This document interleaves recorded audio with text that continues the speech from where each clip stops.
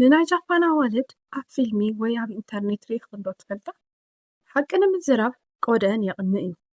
ናይ 40 ናይ 50 ዓመት ኣዋልድ ልክዕ ከም 20 ዓመት ወጣት ቆደአን እንትንፀባረቕ ኣደን ጓልን ሓቢረን ደው እንትብላ መን ኣዶ ከም ዝኾነት ካብ ዝኸብደና ገፀን ከም መስትዋት የብርህ እሞ እዚ ምስጢር እንታይ እዩ?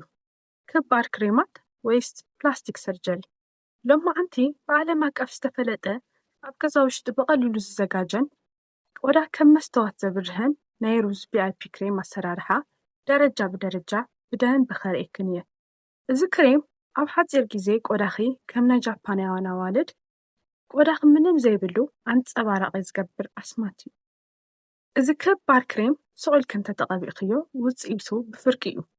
ክሬሙ ናብ ቆዳኺ ዘሊቑ ንኽኣቱ እቲ ንምነዮ ብሩህነት ንኽበና መጀመርያ ቆዳና ብናይ ጃፓናውያን 4-2-4 ዝበሃል መንገዲ ክነፅርዮ ኣለና። ጽብቕተይ ግዜኺ ፀቢብ ክኸውን ከም ዝኽእል ይፈልጥ እየ። ግን እንደምንም እዚ ቪድዮ ከየቋረፅኪ እስካብ መጨረሻ ረኣዮ። ኣብ መጨረሻ ክተመስግንኒ ኢኺ። 4-2-4 ዘዴ እዚ መንገዲ ብጃፓን ኣዋልድ ከም ሃይማኖት ዝረአ ናይ 10 ደቂቓ ናይ ገጽ ምፅራይ ጥበብ እዩ። መብዛሕትአና ገጽና ንሕፀቦ ኣብ 30 ሰከንድ ውሽጢ እዩ። እቲ ሳሙና ብችኮላ ኣባፂሕና ማይ ኣፍሲስና በቃ ፀረይ ኢልና ብኹርዓት ንወፅእ። ጃፓናውያን እዚ ቡና እንተትሰምዑ ክስሕቑና እዮም። ይፈልጥ እየ ኩላትና ቢዚ ኢና፣ ሰዓት የብልናን። ግን 10 ደቂቓ ንገጽ ክምሃብ እንተኣቢኪ ኣብ ብጣዕሚ መተሓሳሰቢ ደረጃ ኣለኸ ማለት እዩ።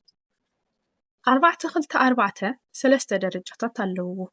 ደረጃ 1 ናይ መጀመርያ 4 ደቂቓታት ገጽኪ ብተፈጥሮኣዊ ዘይቲ ተርሕስሉ ግዜ እዩ። ኮኮናት ወይ ኦሊቭ ኦይል ተጠቐሚ። ሓፂ ገፀይ ብባዕሉ ወዛ ኣለዎ። ከመይ መሊሰ ዘይቲ ክቐብኦ ቆንጆ ኮይነ ክረአ እምበር ከም ድስቲ ድየ ከብለጭልጭ ከይትብልኒ። ሳይንሱ ዝብሎ ዘይቲ ንዘይቲ የሙምዮ እዩ። ኣብ ቆዳኺ ቀዳዳ ውሽጢ ተሓቢኡ ገጽኪ ኣኽቢዱ ዝሓዘ እቲ ጃርት ዝመስል ስብሒ ክወፅእ ዝኽእል ብካልእ ዘይቲ እንትድረዝ እዩ። እዚ እንትትገብሪ ኣብ ስልኪ ታይመር ጀምሪ። ምክንያቱ ኣንሕና ኣዋልድ 1 ደቂቓ መሊኡ ኢልና ንሓስቦ ገና 20 ሰከንድ ክኸውን እዩ። 4 ደቂቓ ሙሉእ ገጽ ክንትደርዝዮ እፎይ ሎማዓንቲ በፂሕ ክለይ ከም ዝብለኪ ይኽስማዓኪ። እቲ ማሳጅ ንላዕሊ ጥራሕ ግበር እዩ። ምክንያቱ ቆዳኽን ክውጠር እምበር ንኽንጥልጠል ኣይንደልን። ደረጃ 2 መካከለኛ 2 ደቂቓ እቲ ዘይቲ ን4 ደቂቓ ጌርና እቲ ርስሓት ምስ መመናዮ ን2 ደቂቓ ዝኣክል ብልስሉስ ሳሙና ንሕፀቦ። መጀመርያ ዝተጠቐምናዮ ዘይቲ እቲ ርስሓት ንኽንትውገደልኪ እቲ ሳሙና ድማ እቲ ርስሓትን እቲ ዘይትን ፀራሪጉ የውፅእ። ጃፓናውያን እቲ ሳሙና ብቐጥታ ኣብ ገፀን ኣይቕብኦን። መጀመርያ ኣብ ኢደን ዓፍራ ምስ ኣውፅኣ እቲ ከም ደመና ልስሉስ ዝኾነ ዓፍራ ብቻ እዩ ኣብ ገፀን ዝገብርኦ።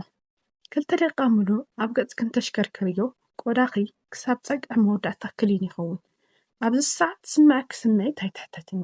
ጭንቀት ኩሉ ሓቢሩ እዩ ዝሕፀብ ዝመስል። ደረጃ 3 ናይ መጨረሻ 4 ደቂቓ እዚ ደረጃ እዚ ቆዳኺ ከም ብርጭቆ ወይ ግላስ ስክን ዝገብሮ 4 ደቂቓ እዩ። ንኽልተ ነኽፈሎ። ናይ መጀመርያ 2 ደቂቓ ለብ ዝበለ ማይ ተለቕልቒ። እዚ እቲ ሳሙናን ቅብኣትን ብደንቢ ይዝርዮ። ናይ መጨረሻታት 2 ደቂቓ ግን ብዝሑል ማይ ተለቕልቒ። ይፈልጥ እየ ቅዝቃዜ ትፈትውን ግን ንቁንጅና መከራ የብሎን ይበሃል እወ ዶ? ዝሑል ማይ ክፍቲ ዝነበሩን ዝፀረዩን ቆዳታት ብቕፅበት ሎክ ይገብሮም። ቆዳኺ በቕ ዝበለ ይኸውን።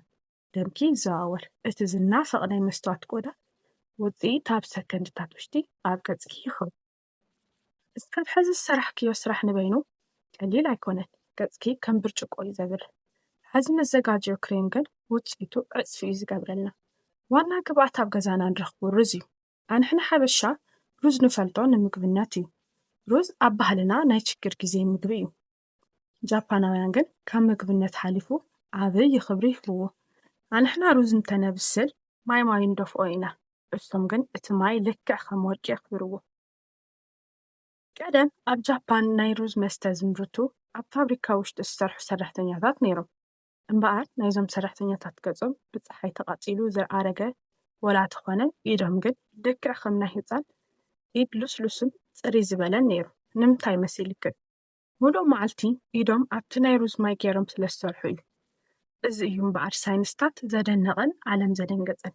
ኣሕና ከዓ ገጽና ብፀሓይ ተጎዲኡ ብፍፀጋ ጠባሳት ተበላሽዩ ወይ ከዓ ወሲኡኑ ደሪቑ እዩ። ሎማዓንቲ እዚ ታሪክ ናብ ናይ ባዕልና ንቕይረሉ መዓልቲ እዩ። ናብ ሳይንሱ እንተኣቲ ሩዝ ኣብ ውሽጡ ፌሩሊክ ኣሲድ ዝበሃል መደናቕ ንጥረ ነገር ዝሓዘ እዩ። እዚ ኣሲድ ጸረ ኦክሲዳንት እንትኸውን ቆዳና ብፀሓይን ብኣየርን ብኽለት ንኸይጉዳእ ከም ጋሻ ይከላኸለልና። ካብኡ ሓሊፉ አንቶላይን ዝበሃል ውሁድ ኣለዎ። እዚ ድማ ዝተቓጸለ ወይ ዝተጎድአ ቆዳ ናይ ምድሓንን ናይ ምርጋጋዕን ዓቕሚ ኣለዎ። ሎማዓንቲ ንሰርሖ ማስክ ካብ ሩዝ ብተወሳኺ ክልተ ካልኦት ኣዕርኽቲ ኣለውዎ። እዞም ነገራት ብሓደ እንትተሓዋውስዮም ዝፍጠሩ ነገር ኣስማት እዩ። ቀዳማይ ጻዕዳ ሩዝ ዝኾነ ዓይነት ኣብ ገዛ ዘሎ ይኸውን እዩ። ካልኣይ መዓር መዓር ራሕሲ ካብ ኣየር ስሒቡ ኣብ ቆዳኺ ናይ ምቕራይ ሓይሊ ኣለዎ። ሳልሳይ ጸባ ላክቲክ ኣሲድ ኣለዎ። እዚ እውን ዝሞቱ ናይ ቆዳ ሴላት ብምቕላጥ ቆዳኺ ኣንጸባራቒ ንክኸውን ይገብር። መጀመርያ 2 ወይ 3 ማንካ ሩዝ ንውሰድ። እዚ ንገጽና ቪአይፒ ክሬም ክኸውን ስለ ዝኽእል ጽሬቱ ኣገዳሲ እዩ። ስለዚ ብዙሑል ማይ ብደንብ ንሕዘቦ። ናይ መጀመርያ ኣቧራ ስለ ዝህልዎ ድፍኦ፣ ምክንያቱ ኣቦራን መልክዕን ስለ ዘይስማዕምዑ። ንሕና እንደልዮ ጽሩይን እቲ ዝተጻረየ ናይ ሩዝ ሓይሊ ጥራሕ እዩ። ቀጻሊ እቲ ዝተሓጸበ ሩዝ ኣብ ድስቲ ብምግባር 1 ወይ 2 ብርጭቆ ማይ ወሲኽና ኣብ ሓዊ ንግበሮ። ኣብዚ ግዜ እቲ ዋናን ዓብዪ ምስጢር ከፋልጠን ማዩ መጢጡ ክሳዕ ዝውድእን ንምሳሕ ከም ዝቐርብ ንገብሮ ብፍጹም ከይትጽበዮ። እቲ ሩዝ በሲሉ እንትውዳእ ኣብ መጥሓኒ ጁስ ጌርክን ጠሓንዎ። ለስላሳ ክሬም ክሳዕ ዝኸውን ብደንብ ምጥሓን። ብደንብ ተጣሒኑ ድማ ብጽሩይ ጨርቂ ወይ መጽለሊ ምጽራይ ይከኣል። ካብዚ ናይ ሩዝ ክሬም 2 ማንካ ወሲድና ኣብ ልዕሊኡ 1 ማንካ ምዉቕ ዝበለ ጸባ 1 ማንካ ጽሩይ መዓር ወሲኽና ብደንብ ክሳብ ዝልስልስ ንሓዋውሶ። እዚ ውሁድ እንትሪኦን እንትገብርኦን ንባዕሉ ገጽክን እፎይ ዝብል እዩ ዝመስል። ሕዚ እዚ ውሁድ ኣዘጋጂናዮ፣ ግን ከመይ ንቀባ እዩ? ሱቕ ኢልካ ምቕባእ ኣይሰርሕ። ናይ ጃፓናውያን 3 ደቂቓ ሕጊ ኣብዚ እዩ ዝመጽእ።